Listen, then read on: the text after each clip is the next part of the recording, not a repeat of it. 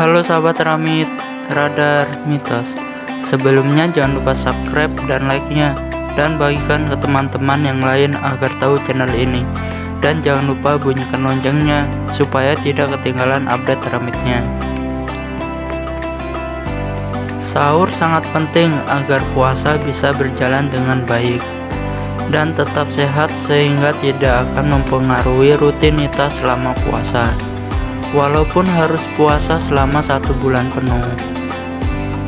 Bukan berarti kamu bermalas-malasan dan tidak melakukan aktivitas apapun.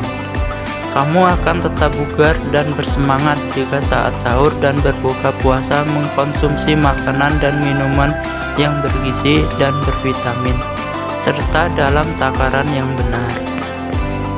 Jika hari biasanya kamu makan 3 kali sehari, selama Ramadan pastinya hanya 2 kali sehari, yakni sahur dan berbuka puasa. Lantas, seberapa banyakkah makanan yang harus dikonsumsi saat sahur dan berbuka? 8 fakta kondisi tubuh saat puasa. Selamat menonton dan jangan di-skip, nanti ada yang terlewatkan. Yang pertama, asupan buka dan sahur mempengaruhi kondisi di siang hari. Jadi, meski berpuasa, hidup sehat dengan makan makanan yang tepat tetap harus dibudayakan. Sebab, makanan yang dikonsumsi saat buka dan sahur sangat mempengaruhi kebugaran tubuh di siang hari. Menurut Dr. Paidon L. Toruan, seorang pakar kesehatan, mengatakan kebiasaan menyediakan makanan apa adanya tanpa memikirkan komposisi nutrisinya merupakan penyebab banyak orang lemas di siang hari selama berpuasa. Untuk mengatasi lemas di siang hari saat puasa, masukkan sayuran dan buah-buahan dalam menu sahur dan berbuka agar asupan vitamin tubuh tetap terpenuhi. Yang kedua, tidak mudah lapar dengan makan buah. Pada saat puasa, tubuh akan lebih tahan lapar jika kamu memasukkan buah-buahan dalam menu sahur. Sebab buah-buahan mengandung serat yang tinggi. Makanan yang tinggi serat akan lebih bertahan lama di usus. Menurut Dr. A.R. Inge Permadi, MSSPGK dari Siloam Hospital, menegaskan bahwa manfaat buah akan makin besar bila dikonsumsi berikut kulitnya, terutama untuk buah apel, pir, dan anggur. Untuk jeruk, makanlah dengan serat buahnya yang berwarna putih. Yang ketiga, dehidrasi. Tubuh tidak mendapatkan asupan cairan selama 12 jam berpuasa. Hal ini membuat tubuh mengalami dehidrasi. Oleh sebab itu, kita harus pintar mengatur waktu serta takaran minum selama buka dan sahur. Dokter spesialis gizi klinik, Dr. Inge Permadi, mengatakan, mengatasi kebutuhan cairan selama berpuasa sangatlah mudah. Cara yang bisa diterapkan adalah minum air sebanyak 2-3 gelas saat sahur hingga menjelang imsak. Kemudian 2-3 gelas saat berbuka puasa, dan sisanya saat menjelang tidur malam. Yang pasti, kebutuhan cairan ini harus bisa terpenuhi selama puasa agar tetap tercukupi. Minimal 8 gelas sehari, bisa dengan pola 2-4-2 atau 3 gelas saat sahur dan 7 gelas saat berbuka. Beliau mengatakan pentingnya kecukupan air selama bulan puasa menjadi lebih penting dibandingkan hari biasanya. Sebab untuk mengurangi rasa lemas karena kurang cairan, dan juga agar tubuh tetap bisa berkonsentrasi melakukan aktivitas harian yang tetap dijalani. Yang keempat, bibir pecah-pecah dan kering. Dehidrasi saat puasa bisa memicu keluhan bibir kering dan pecah-pecah. Bibir menjadi bagian tubuh yang paling terasa kering dan pecah-pecah karena jarangnya kontak dengan air.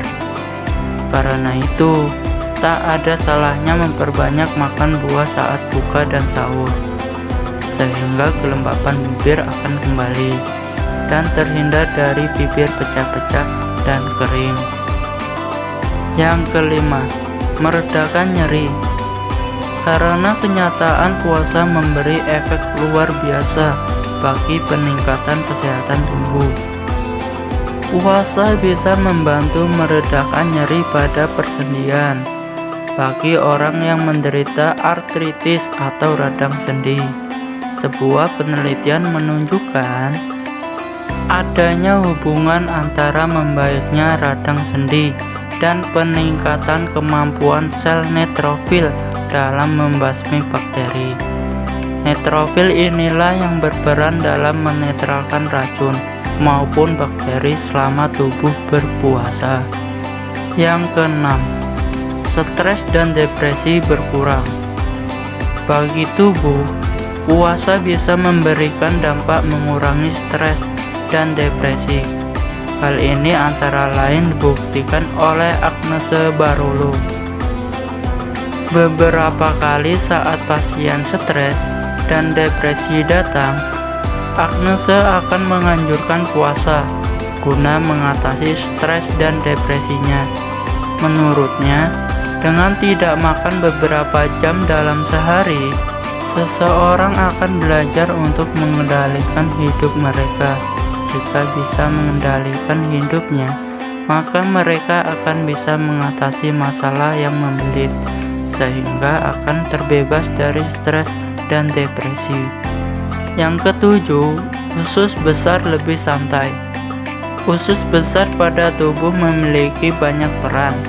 Di antaranya adalah menyerap air selama proses pencernaan, menghasilkan vitamin K dan vitamin H, biotin, membentuk massa feses, dan mendorong sisa makanan hasil pencernaan keluar dari tubuh.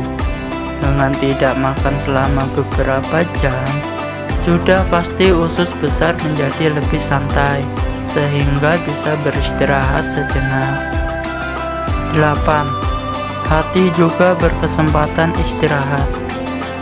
Hati yang merupakan kelenjar terbesar di dalam tubuh berfungsi untuk membantu fungsi ginjal dengan cara memecah beberapa senyawa yang bersifat racun dan menghasilkan amonia, urea, dan asam urat. Dengan memanfaatkan nitrogen dari asam amino, proses pemecahan senyawa racun oleh hati disebut proses detoksifikasi dengan berpuasa, di mana makanan tidak ada makanan yang masuk selama 12 jam akan memberi kesempatan pada hati dan organ pencernaan lain untuk lebih bisa beristirahat. Jadi seperti itu sahabat Ramit, 8 fakta kondisi tubuh saat puasa. Sampai di sini dulu ya. Jangan lupa subscribe dan like-nya, dan bagikan ke teman-teman yang lain agar tahu channel ini. Dan jangan lupa bunyikan loncengnya supaya tidak ketinggalan update Ramitnya. Sampai jumpa kembali.